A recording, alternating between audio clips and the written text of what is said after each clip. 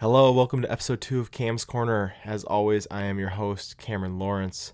Last time we talked about wide receivers that I left off my top 10 list. This time we're going to talk about the running backs. I mentioned it last time. I don't love these top 10 lists when it comes to draft time, but I do enjoy making them now just because this gives something to talk about. Where do you really see guys fall? That tier list is really the way to go because you kind of put guys in the tier that they belong, whereas right now I'm leaving guys out of my top 10, which is why I have to make this little podcast. But my top 10 list, I had 10 David Montgomery, 9 Alvin Kamara, 8 Najee Harris, 7 Joe Mixon, 6 Dalvin Cook, 5 DeAndre Swift, 4 Derrick Henry, 3 Austin Eckler, 2 Christian McCaffrey, and number 1 Jonathan Taylor. Well, I wanted to start off with just some guys that I heard some kind of backlash on why they weren't on the list. First two, Cam Akers and J.K. Dobbins. I left them off because of injury.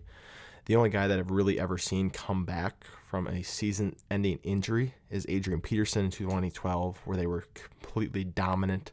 I expect they'll be great running backs in years to come. They're going into great spots, but I just don't feel comfortable yet putting them in that top 10 until they really show that they are capable of handling a workload year one back from injury.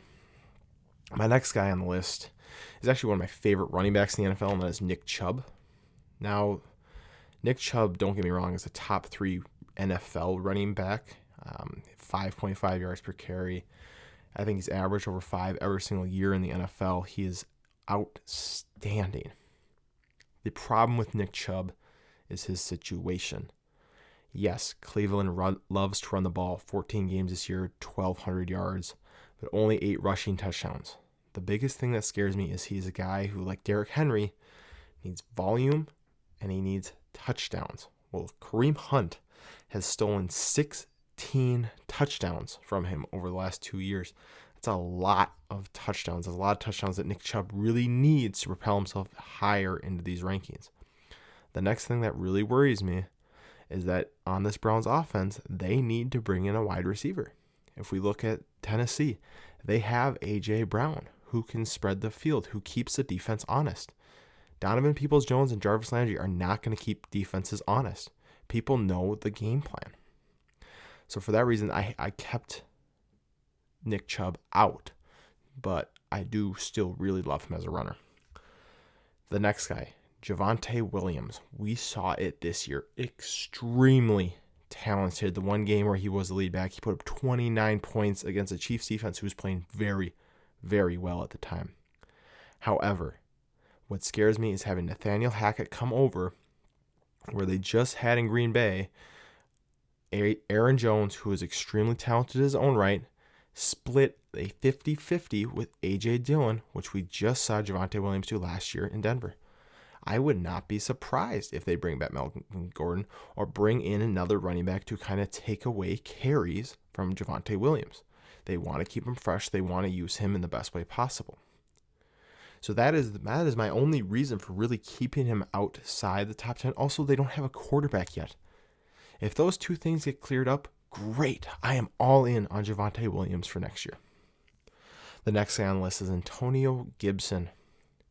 Before this season, we were extremely excited about Antonio Gibson going into next year. Ron Rivera told him he's going to try to use him like CMC.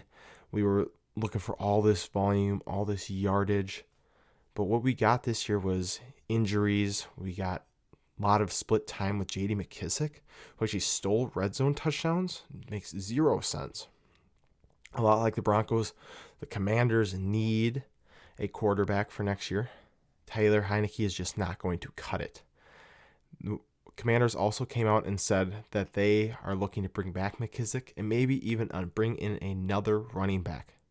This is only going to eat in this passing game that would propel Antonio Gibson to a top 10 finish.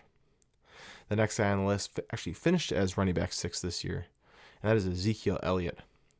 Ezekiel Elliott, let me see this, in the last 10 games after his bye, he only posted one game with over 70% snap share.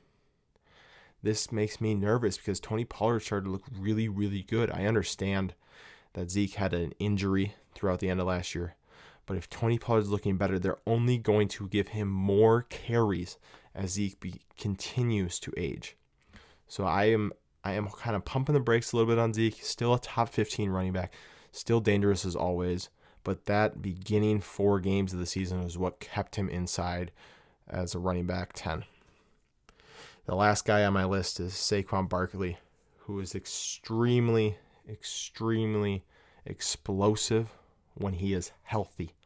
I don't think we saw a fully healthy Saquon Barkley this last year.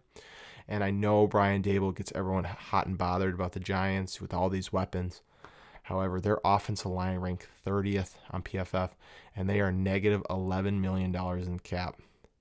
They are not fixing that offensive line this year. It's just not going to happen.